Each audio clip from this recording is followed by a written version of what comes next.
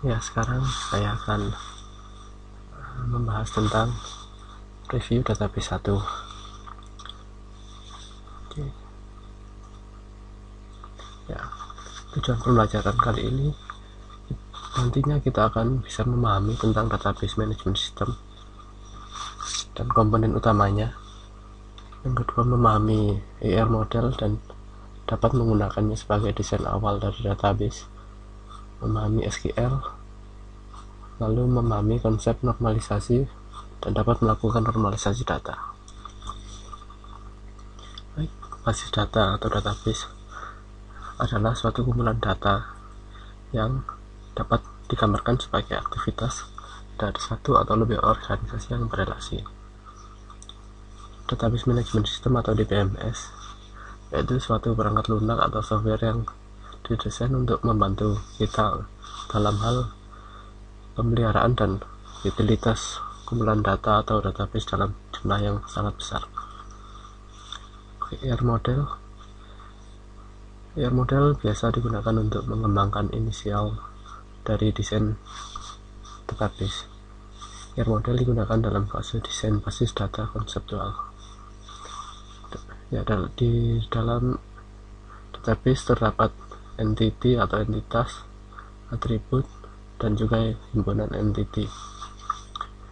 Entity adalah suatu objek dunia nyata yang dapat dibedakan dari objek yang lain.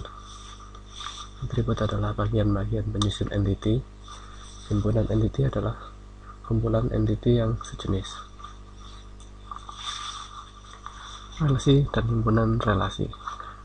Relasi adalah asosiasi di antara dua atau lebih entity. Himpunan relasi, himpunan dari relasi-relasi yang sejenis. Entity lemah atau weak entity. Entity lemah dapat diidentifikasi secara unik jika terdapat peran kunci utama atau primary key yang berasal dari atau dimiliki oleh entity yang lain. Himpunan entity owner dan entity lemah harus berpartisipasi dalam himpunan relasi one to many atau satu owner banyak entity lemah. Ya, contohnya seperti ini.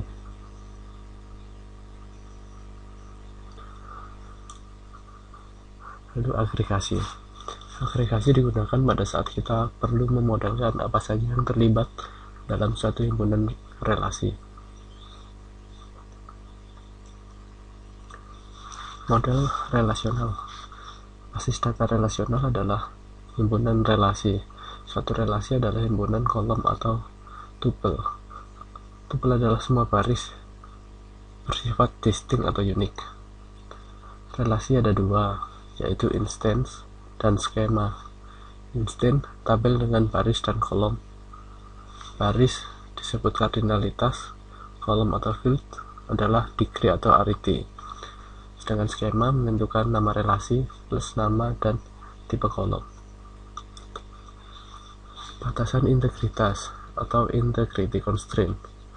Batasan integritas adalah suatu kondisi yang harus bernilai benar untuk suatu instance dalam basis data. Misal, batasan domain dispesifikasi saat skema didefinisikan, diperiksa pada suatu relasi dimodifikasi.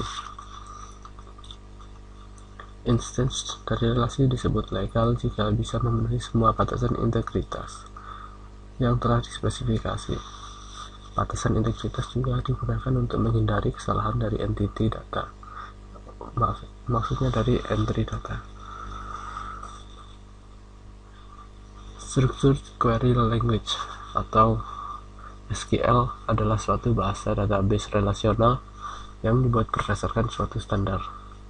Bentuk dasar dari SQL yaitu seperti ini: select distinct, select list from list, where, kualifikasi. Normalisasi adalah perbaikan skema database.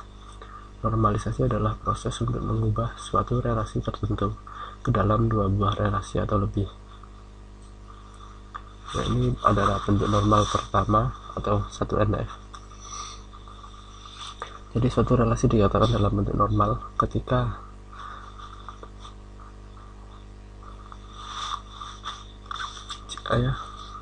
suatu relasi dikatakan dalam bentuk normal pertama jika dan hanya jika setiap atribut bernilai tunggal untuk setiap atribut bernilai tunggal untuk setiap baris.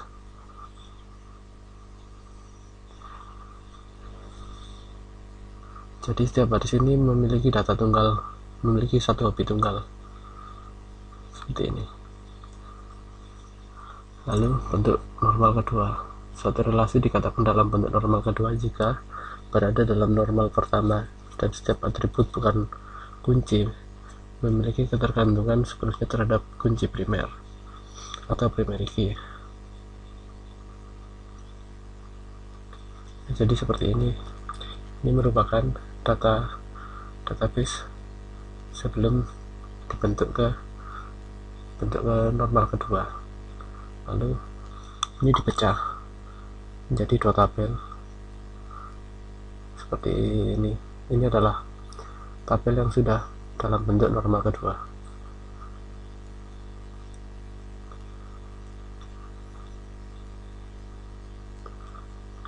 Oke, lanjut lagi ke bentuk normal ketiga atau 3NF. Suatu relasi dikatakan dalam bentuk normal ketiga jika berada dalam normal kedua dan setiap atribut bukan kunci tidak memiliki ketergantungan transitif terhadap kunci primer. Nah, jadi seperti ini.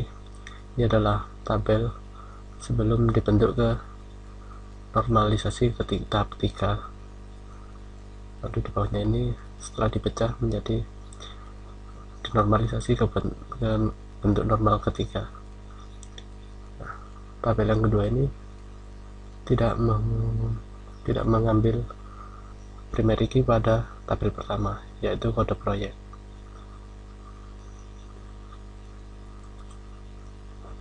Oke, selesai untuk pertemuan teori pertama.